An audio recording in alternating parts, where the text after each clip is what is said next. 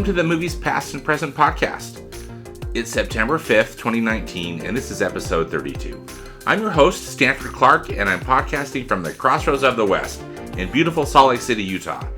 Just like my blog, themoviespastandpresent.com, I'll be providing recommendations, commentary, and reviews about current and classic cinema. Thanks for tuning in, and let's get started.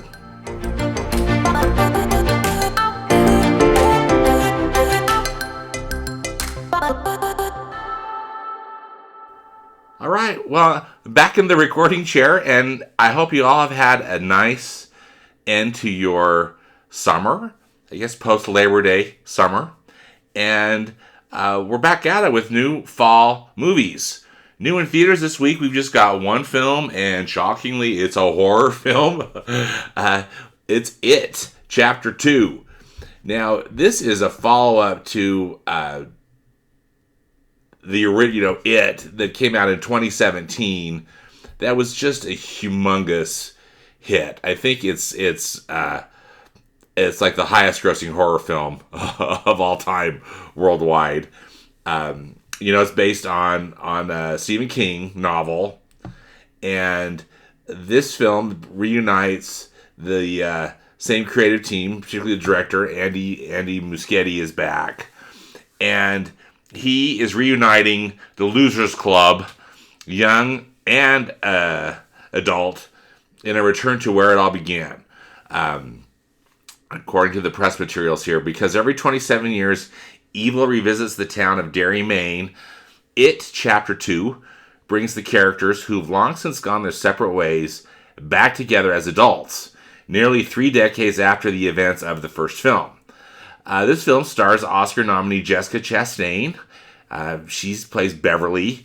James McAvoy is Bill. Bill Hader is Richie. Isaiah Mustafa is Mike. Jay Ryan plays Ben. James Ransone is Eddie, and Andy Bean is Stanley.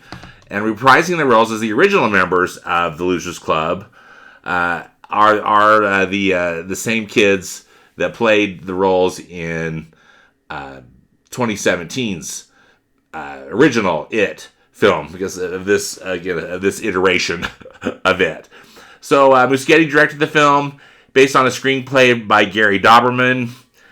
And anyway, it's back to scare people for an early Halloween run. I think that clearly, without any other major film facing it, that it's going to have quite a successful weekend, and probably a successful run up through Halloween. It, Chapter 2, is rated R by the Motion Picture Association of America for disturbing violent content and bloody images throughout, pervasive language, and some crude sexual material. And good luck with all of that. So, new in theaters, It, Chapter 2.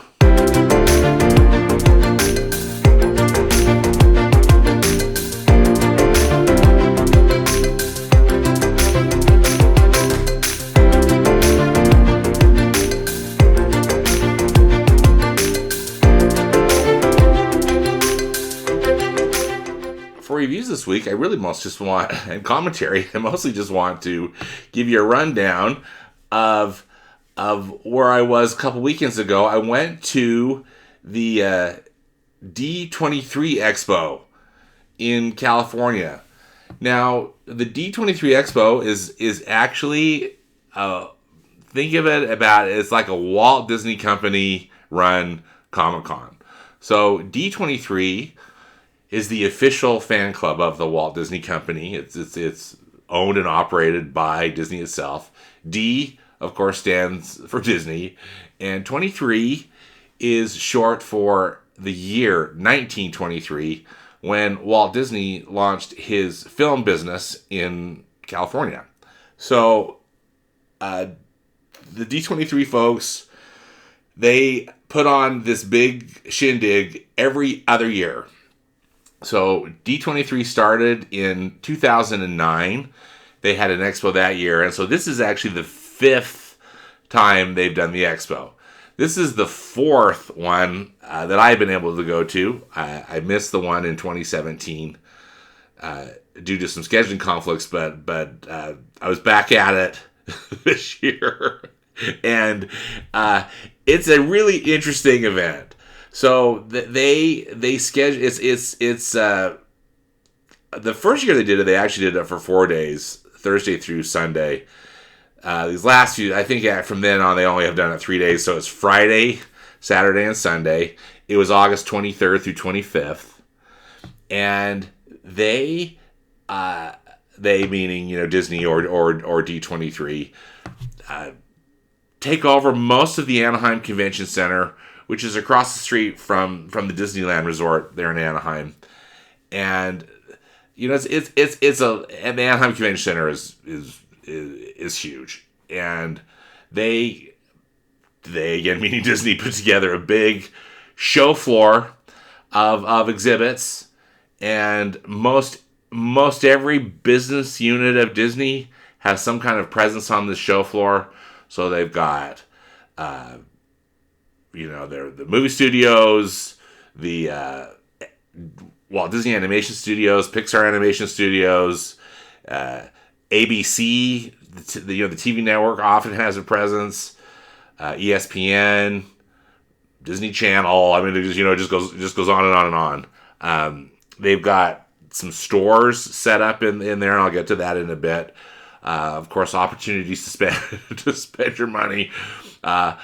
Some of the more philanthropic work that Disney does also is often on stage. They've got some kind of a pavilion or booth talking about that.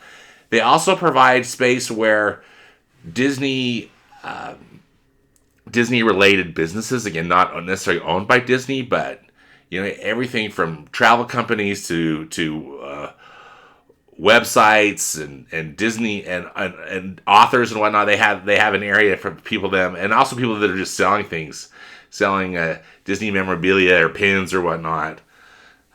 There's a huge area set up, where people could rent a booth, and then you can go check out their wares and services there. A lot of people, and so given that it's really kind of like a Disney centric Comic-Con, or just fan convention, a lot of people dress up, and so that which makes it lively. There's a lot of cosplay going on, or often what's referred to as Disney bounding, where people are dressed up in more or less street clothes or clothes that you could really wear anywhere. That's not necessarily a costume, but that's themed to a character, particularly to a more discriminating eye if you're familiar with the characters or iconography or whatnot. And so they call the D23 folks refer to the D23 Expo as the ultimate Disney fan event, and in a lot of ways, I think that is true. The Walt Disney Company puts in a lot of resources for this. They put together big presentations, and since its inception, they have done their what they call the Disney Legends ceremony. So the Walt Disney Company gives what they call their Legends Award, and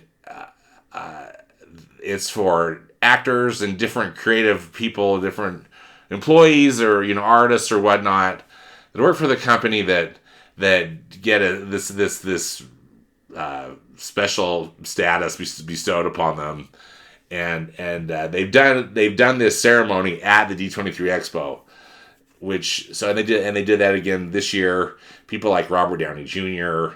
and Bette Midler and James Earl Jones and other actors that have contributed in a meaningful way to the Walt Disney Company and the Disney legacy have gotten this award. Then they also do a big presentation from the film business, and I'll get into some more details about that. But they'll often make either big announcements or just bring out different people from the cast and the creative team of the films. They also have done this for both Walt Disney Animation Studios and for Pixar Animation Studios. Had their own. In years past, they actually have had their own specific animation presentation where both Disney and Pixar then would present upcoming films on their schedule, for the next couple years. And then theme parks also traditionally has done a big presentation, and this year was no exception, where they'll come out and put on a big presentation about upcoming attractions for Disney theme parks worldwide. So, needless to say, it's a big Disney geek event. There's a lot of excitement and energy around it because often, Disney will announce stuff whenever they want to, right? But often Disney waits to make some of these big announcements until it's time for the D23 Expo, and this year was no exception. So, with all this presentation and all this excitement, there are a lot of logistics that go into making a convention, and I got to tell you, I really think that the D23 Expo is probably one of the worst conventions historically that I've ever had to deal with. I can't say that I'm like the convention pro. I'm not, but I have had the chance to go to San Diego Comic-Con. We have a very successful fan convention that gets run here in Salt Lake City. For work, I've had to do a lot of professional conventions, that aren't these fan conventions, but they're conventions that where there are sessions and show floor and all these different components and there's registration and all these different things that are part of it. And D23 has just, it's been a mess, and it was a mess this year. I think, not meaning to be overly critical, I do think that the D23 management team, they're trying. I really do think that they're trying. But holy smokes, it's just nothing really worked well this year. They tried an online reservation system because trying to get into some of these more popular presentations is tricky. They set up lines, these overnight lines. Like you could get into line like at 7 p.m. the night before, for a presentation that doesn't start until 10 a.m. that following day. And who wants to do that? I know the kids do, and they can have some fun. But I'm not one of them. I just want to. I'm happy to show up a couple of hours before, but trying to have to get there in the middle of the night just so you can get a seat. That's really a pain. So they did this reservation system. As you might have heard, if you're following any of this, they had to reschedule the actual reservation time 3 times.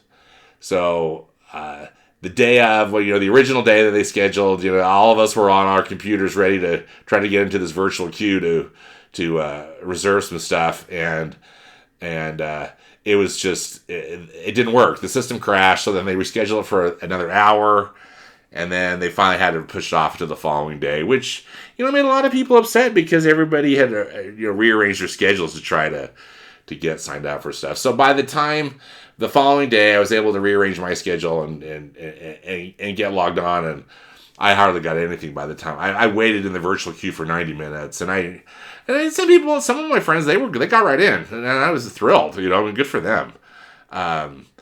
And for me, I was able to get a couple of presentations late Sunday afternoon, which I really enjoyed, by the way. But still,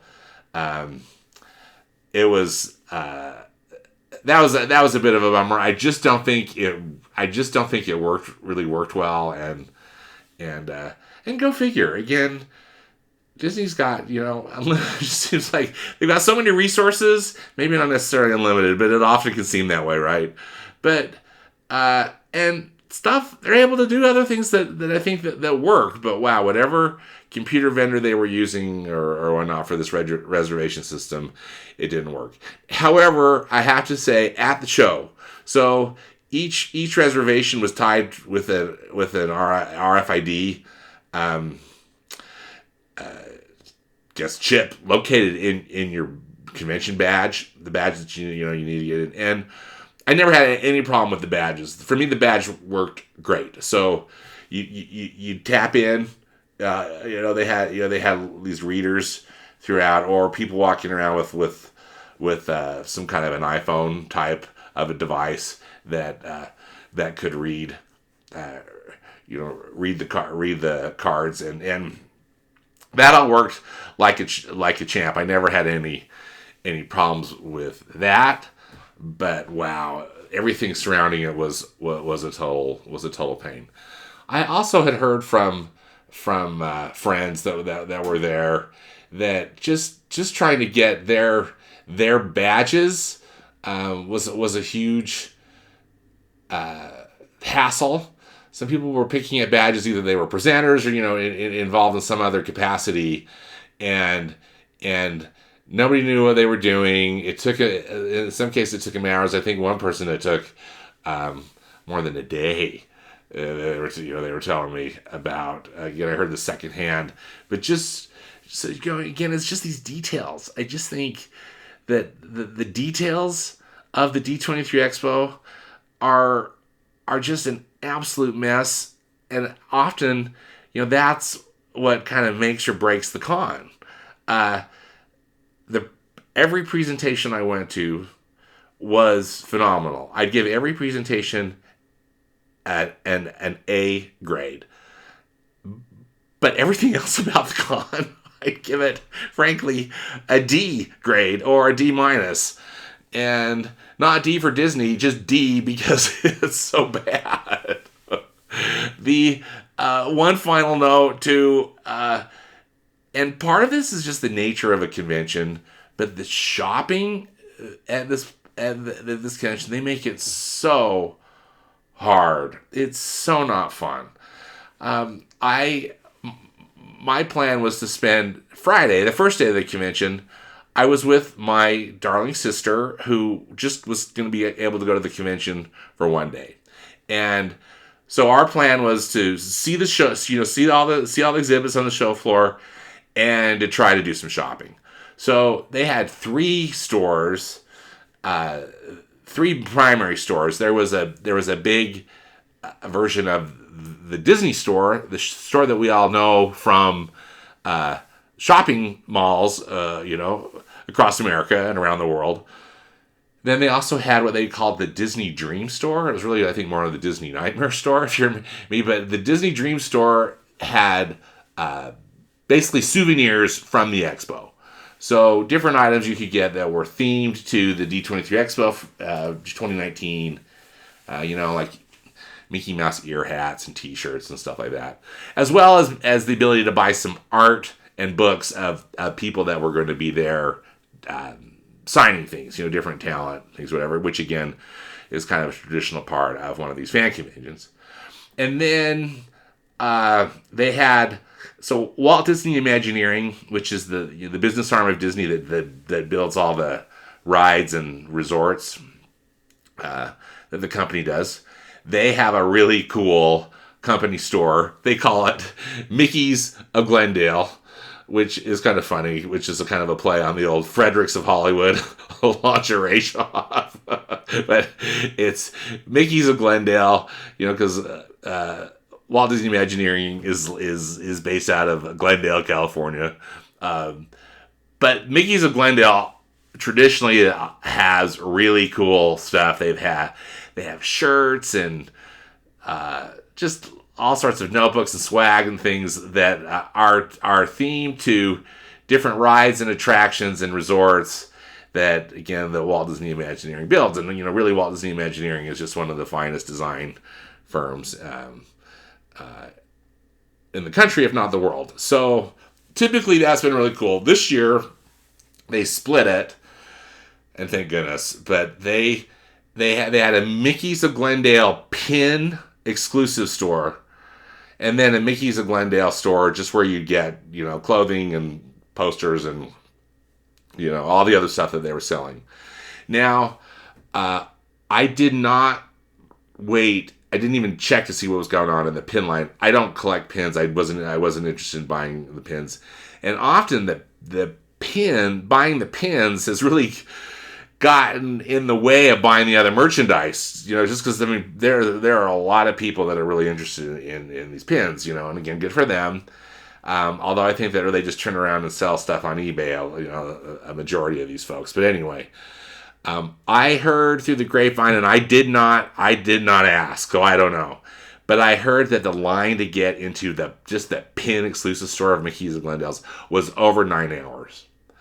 And at some point in the morning, they had to just shut the line down because the convention floor is only open from 9 a.m. to 7 p.m. And they weren't going to be willing to stay open all night.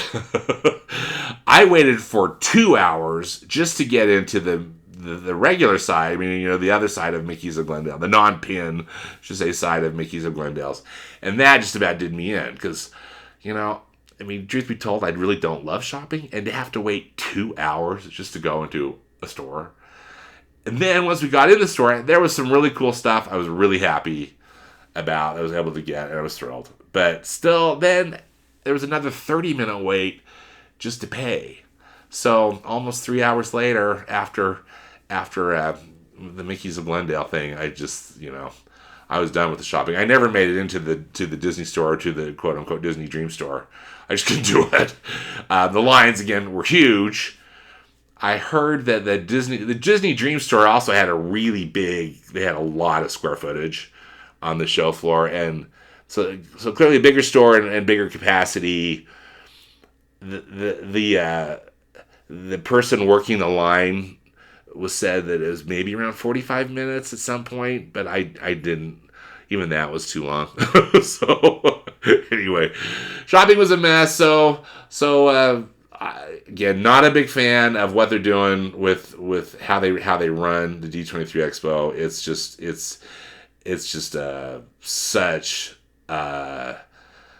such a hassle and really, really an overall unpleasant experience with some amazing presentations. So let's get to the good part now. So I was able to go to the main studio's presentation, which was absolutely phenomenal. Now I have to thank one of my good friends who was at the expo. One of the things you could do when you were able to get a reservation is that you could say you were going to bring a guest, and so like a +1 sort of deal of someone who was who was going to be at the convention, of course, too, had a ticket to the convention. So my friend let me be his +1 to attend the studio's presentation over here, and I'm eternally grateful because holy smokes, it was cool. So this thing was just actually nonstop bringing actors and creative people on the stage. The event was hosted by Walt Disney Studios co-chairman Alan Horn, and he was kind of the master of ceremonies, and he'd come out and tell a joke, whatever, but then introduce the people from the various business units at the studio that would then kind of oversee, the presentation for each of these different business units from the Walt Disney Studios. So first up was Lucasfilm, and which, as you know, is run by Kathleen Kennedy. So she actually came out on stage with director J.J. Abrams, who is directing a little movie called Star Wars: The Rise of Skywalker, coming out this December. So this next chapter, I guess, really is the final chapter of this whole Skywalker saga that Lucasfilm has been doing since 1977's original Star Wars film, and it was so cool. So basically the entire cast, with the exception of Adam Driver, came out on the stage. I mean, Billy D. Williams was there too. How cool is that? And then of course R2D2. There's this new little droid called D-O, and they wheeled him out, and they proceeded to show a little kind of a sizzle reel that they had created just for the expo. This is now online. I'll put a link to it in the podcast notes if you haven't seen it. But the crowd, went nuts. There's this final scene, or this final little thing at the end of this sizzle reel, where it almost looks like Rey has joined the dark side. She's got this double bladed lightsaber, and everybody just freaked out. And it was, that was really fun. And that's what these fan conventions are for, right? Is to get the fan base excited and to generate publicity. Next up was Marvel Studios, and Kevin Feige came out, who is the president of Marvel Studios and really one of the masterminds behind the success of this whole Marvel Cinematic Universe business. There are 2 films coming from Marvel Studios in 2020, which he talked about. First up was Black Widow, and that's starring Scarlett Johansson. It's a bit of a prequel, I guess we could say. No one from the Black Widow film was there in the convention center because they're actually filming the movie right now in London. So Scarlett Johansson and David Harbour, who were in the film, they sent a little video message, and they also showed a clip. So Black Widow looks cool. Then next up from Marvel in 2020 is a film called Eternals, and these are some kind of supernatural beings. They didn't get a lot of details, and I'm not familiar with this comic book property, so this will be interesting. Probably they brought out, like, I don't know, 8+ people that are in the cast. The ones, clearly the biggest ones, and at least the ones that people went the most crazy about, particularly the people behind me who contributed to some hearing loss, I think, from the presentation, were Salma Hayek and Angelina Jolie, who were in this movie. So anyway, so Eternals coming out in 2020. Next up was the Walt Disney Studios. So this is actually, the Disney branded films, and I just think they really just need to change their names to the animated remake studios, because this is the group that's responsible for bringing us Aladdin and the Lion King from this year, and even Dumbo, the Dumbo remake. They've got some interesting films coming out, I guess. So first up from the Walt Disney Studios is Maleficent and Mistress of Evil. That comes out this October. This is a sequel. Again, they brought Angelina Jolie, came back out on stage, and again, the people behind me went equally nuts. And then Michelle Pfeiffer came out on stage, and that was probably my one starstruck moment. I typically don't get that starstruck, but yeah, when Michelle Pfeiffer was in the house, that was pretty awesome. But Michelle Pfeiffer is in this movie. You might have seen a trailer for it. She plays the mother-in-law. Yes, the mother of Prince Philip, who's trying to marry Princess Aurora. They showed a sequence from it, and this film looks horrible to me. So, we'll just have to see. But still, how fun to see these stars. Next up from Walt Disney Studios is, shockingly, another remake of an animated film. They're remaking the film Mulan. They were pretty clear to say that Mulan, which I mean, it's true. Mulan is a Chinese folktale that's been told for hundreds and hundreds of years, with a lot of different interpretations. And so this is going to be another interpretation. It appears that this is not a musical. So sorry, Donny Osmond fans, or Leah Salonga fans. I guess, or Christina Aguilera fans that all contributed, to that great Mulan soundtrack.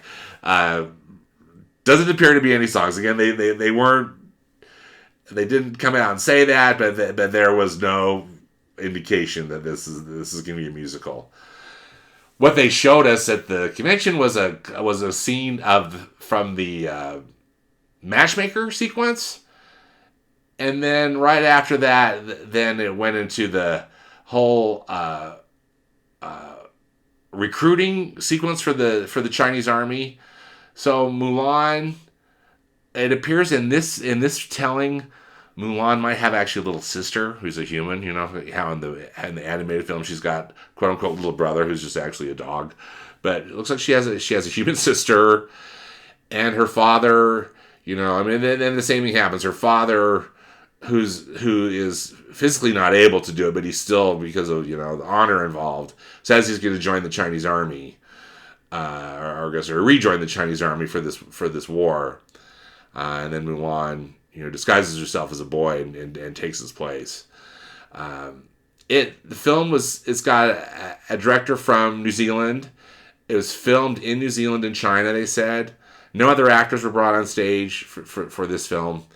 Again, it probably is going to follow suit. That it's a film. The one thing about these remakes is that they don't go low budget. They spend the money, but still it's just like another remake. So anyway, let's move on. Then a really fun thing that happened with this final film they did for the Walt Disney Studios portion of the presentation was they were promoting their new Jungle Cruise film, which comes out next summer. This is an action movie themed to the Jungle Cruise attraction that's in Disney parks around the world. And it stars Dwayne "The Rock" Johnson and Emily Blunt. Both of them made very dramatic entrances, which was actually really fun. The Rock, but it was probably specially built, but it was a Jungle Cruise boat, if you're familiar with the ride at Disneyland. And the Rock, and they had it on wheels, but the Rock entered the stage on this Jungle Cruise, looked like a full-size Jungle Cruise boat. And then Emily Blunt came on stage in this really beautiful classic car. The movie looks like it's set in the 1920s or 1930s. And what they said is that they were going for a bit of an African Queen vibe, if you're familiar with that Humphrey Bogart and Katharine Hepburn movie. But also it was like what they said is the African Queen meets Romancing the Stone. The Romancing Stone, as in the film with Michael Douglas and Kathleen Turner. So fun, so they're going for kind of a big splashy comedy adventure. They showed some clips. It looks fun. And they also did this hilarious kind of he said, she said preview. They showed a preview that was very just focused on The Rock. He was like in every scene. And the action of that. And then Emily Blunt and did one that just more starred her. And then when it mentioned like how these previews put the names of the stars up, Emily Blunt's name was full screen, and then Dwayne Johnson's name was in a much smaller font, just kind of almost like in a corner. It was very funny. You can tell those two had some fun chemistry together, and this film actually looks fun. And even though it's based on, I don't have any problem that it's based on a Disney theme park attraction. I'm just grateful that we might get a bit of a reprieve, at least in movie theaters, other than this Mulan remake of remakes, although I'm sure that many, many more are on the way. So then, the last part of the presentation was focused on Pixar Animation Studios and Walt Disney Animation Studios. Pete Docter, who's the new Chief Creative Officer at Pixar, he came out and introduced Pixar's next two films. We've got two Pixar films coming out in 2020. How awesome is that? And two original films, and neither of them are sequels. So, first up is the movie Onward. And you might have seen a trailer for Onward. It looks terrific. The voices in Onward are Tom Holland, who you might know as the current Spider-Man, Chris Pratt, of course, who's megastar Chris Pratt, and then Julia Louis-Dreyfus. So Julia Louis-Dreyfus voices their mom, and these are two brothers, and this is set in a very fanciful world. I'll put a link to the trailer if you haven't seen it. But they showed us a bunch of Onward. They showed us an 8-minute clip and then another clip after that. And Onward it's a family fantasy adventure, and it looks really, really good. It's directed by Dan Scanlon. Dan directed Monsters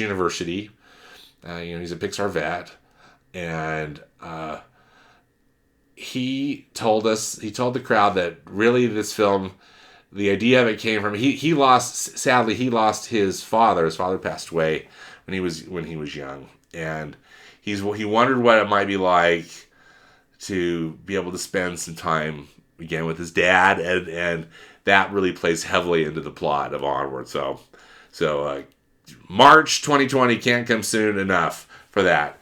Then we got our first look at the Pixar film Soul. Soul had been announced a few weeks ago that it was happening, but we haven't seen anything. And then we got to see some art and learn more about it at the presentation. And again, that's what's so awesome about these presentations they do at D23. This Soul segment was really cool. Soul is going to be star the voice actors or star the voices of Jamie Foxx and Tina Fey. And Jamie Foxx's character is a frustrated jazz musician. He's like almost to middle age is what it looked like, at least the character that they showed. And he's an excellent jazz pianist, but just hasn't really been able to get his break. And he finally does, and he's got a gig that night at this jazz club, and something happens to him, and it looks like that he dies. So then his spirit goes into. So this movie is about like this spirit realm where do our personalities come from? Where do our spirits reside? Kind of before and after death. And it looks pretty heady, but it also looks pretty awesome. And it almost had kind of a Heaven Can Wait vibe if you've seen any version of that film. Well, I guess we'll just Heaven Can Wait, Warren Beatty, which is a remake of Here Comes Mr. Jordan. I could be wrong about that. That's kind of the impression that I got. But Jamie Foxx and Tina Fey were hilarious on stage, and this movie just looks thought-provoking and interesting. It directed by Pete Docter, who's also got these extra managerial responsibilities at Pixar. But Pete Docter is the guy who brought us Inside Out. He's able to tackle some of these more challenging kind of questions and able to make them into a really interesting feature film. So anyway, really excited about that. Then Jennifer Lee came out, who's the chief creative officer at Walt Disney Animation Studios, and they finally broke the silence on Disney's film, which is coming out. Well, Disney Animation's next film, which is not the next film, but a film coming out in November 2020. I'll get to their next film in a minute. In November 2020, Disney's coming out with a film called Raya and the Last Dragon. And it's directed by Paul Briggs and Dean Wellens. And it's got a screenplay by Adele Lim, who is the author of Crazy Rich Asians. And this movie is set in Southeast Asia. It's a fantasy film. And it features the voices of Cassie Steele and Awkwafina. And I got to tell you, I mean, we were all just, I think, dazzled by this gorgeous animation. It looks like it's set in kind of Cambodia or Vietnam, somewhere in Southeast Asia. Again, a fantasy film. Awkwafina is the voice of this very Asian-looking dragon. And we're not talking Mulan here, although there might be some cross references, but anyway, I just thought it looked gorgeous, and they just gave us enough of a tease, I think, just to get everybody super excited for it, and it looks really promising. When I heard that Disney might be making a dragon film, I was like, oh no, it's an answer to How to Train Your Dragon that DreamWorks has been so successful with, and this doesn't look like anything like that at all. So anyway, very, very excited about Raya and the Last Dragon coming out in November 2020. And of course, we'll start to hear more about that as time marches on. But they ended up this massive studios presentation with Frozen 2. So they showed us a clip So Jennifer Lee, as you know, who's also the chief creative officer at Disney, she is the writer and co-director of the original Frozen, and also has the same role for Frozen 2, again with animation director Chris Buck. So Jennifer Lee's not an animator by trade; she's a writer by trade, and then just has risen in the ranks, and she did a very nice job, and she got, as far as any of these studio executives, she probably got the biggest cheer from the audience, and I don't know if those were from Disney employees or Disney animation employees that were in the house or what, but anyway, I thought that was pretty cool. But Frozen 2 looks absolutely terrific. Same creative team again is involved. The Lopez's are back writing songs. They were actually at the expo. They didn't participate in this presentation, but it's Bobby Lopez and his wife Kristen Anderson Lopez that wrote the music for Frozen, are writing the music again for Frozen 2. They showed a completed animated sequence with Idina Menzel singing that just looked spectacular, and then Idina Menzel, Kristen Bell, Josh Gad, and Jonathan Groff all came out. Those are voice actors from the original Frozen. Kristen Bell, I think you know who all these folks are. They sang another new song from the film, and Frozen 2 just looks really solid. They didn't give a lot of details, but it looks like they're going to explore more about like where Elsa's powers came from,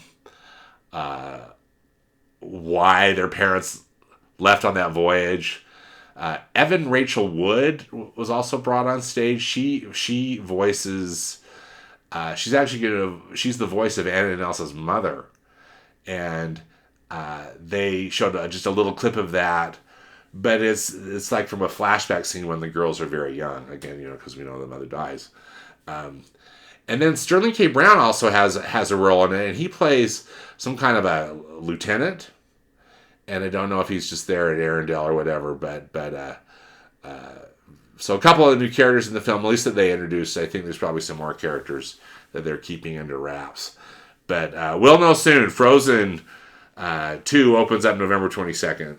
2019. So anyway, this presentation was amazing, and again, I'm just thankful that at least you have a good experience, and it's like one of those things. It reminded me of like when you're taking a trip and you have a horrible flight or a horrible travel experience, but then you get to your destination and you have a wonderful time, and maybe the same thing, and then you're flying home and it's just like, oh gosh, this is such a pain. You have to go through TSA and all that other stuff. But so the good part remains and the bad part leaves you. That's what I'm hoping with some of this stuff with the D23 Expo. Finally, I just want to mention the Disney Plus streaming service that is launching in November. So, of course, Disney Plus played a big part of the whole expo. They had Disney Plus stuff plastered everywhere. They had a huge Disney Plus pavilion located at the expo with presentations going on within the booth every day. I attended one of those, and actually it was a really cool one.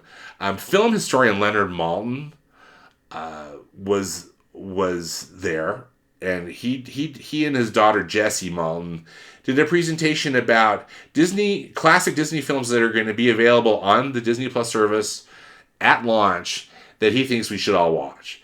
And so, these films, and I would concur. These are all great films. Of course, he hit up some classic animation in a big way. And how cool is this though? But the original Disney animated motion picture, the world's first really, well, at least the first full length animated motion picture from Disney, Snow White and the Seven Dwarfs from 1937, is going to be on Disney Plus at launch, and which I think is awesome. Also, Pinocchio, the second animated motion picture from Walt Disney Animation Studios. That's from 1940. He also then highlighted a film called The Reluctant Dragon. And I don't know if any of you have seen this film, but I would highly recommend watching it when when Disney Plus launches.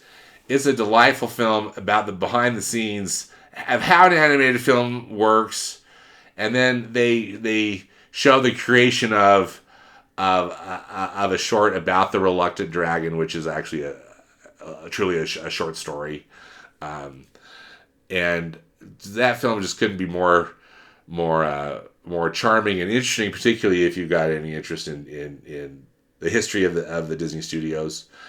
Then, of course, the classic Cinderella from 1950, which is really the first feature-length film that Disney did after World War II. And, of course, it's just one of the best as animated films go. Leonard Maltin also talked about kind of an obscure Disney retelling of, it's called The Story of Robin Hood. It's from 1952. I've seen this before. Leonard Maltin hosts the Treasures from the Disney Vault night that they often put on the Turner Classic Movies Network. And he's brought this before. And it's interesting. I mean, how can you beat the Errol Flynn version? You really can't. But this one was made in Europe, and it's one that Leonard Maltin really likes, and I'll revisit it again when it's on Disney Plus. Also coming to Disney Plus is 20,000 Leagues Under the Sea from 1954, which is one of the great action movies from the Walt Disney Studios. It's got Kirk Douglas and James Mason and Peter Lorre in it. He also mentioned Davy Crockett, King of the Wild Frontier from 1955, starring Wes Parker in the title role. It was interesting to learn that this Davy Crockett film was repackaged actually from 3 episodes of the Disneyland TV show.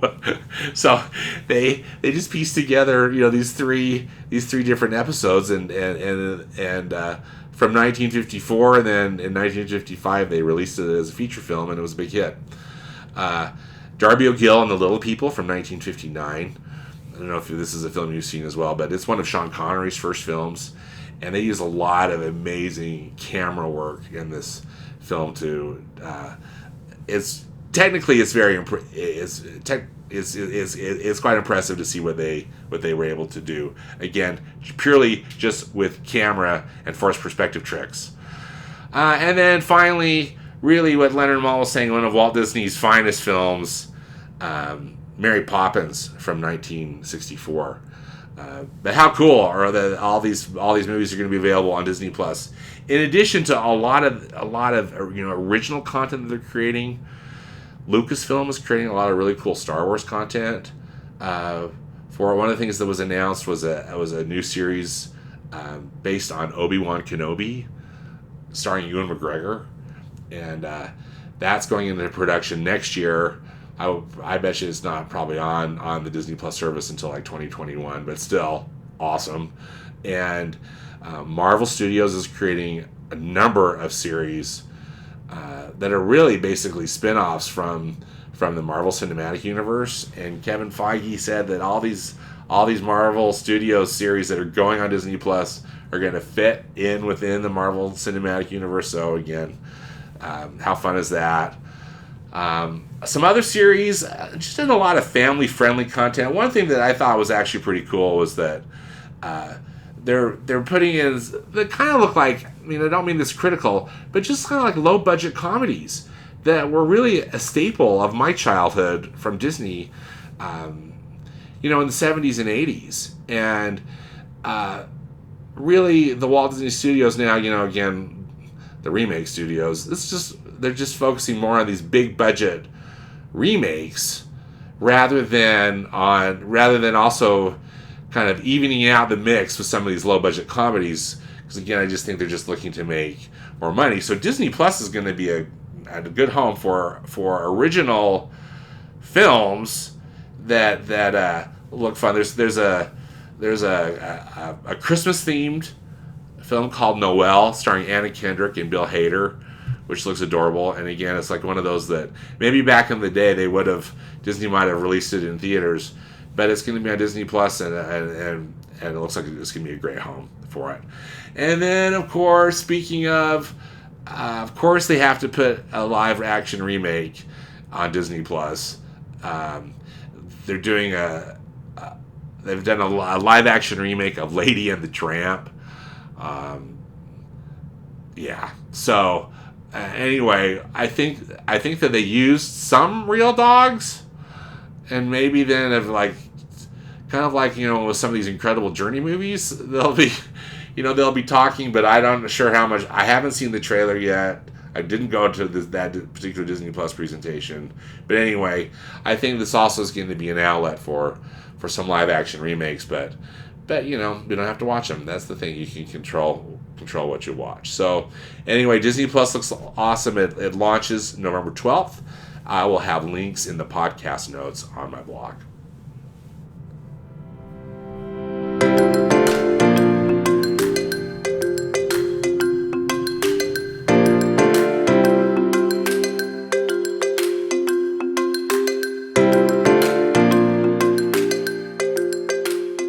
Well, that does it for this episode of the Movies Past and Present podcast.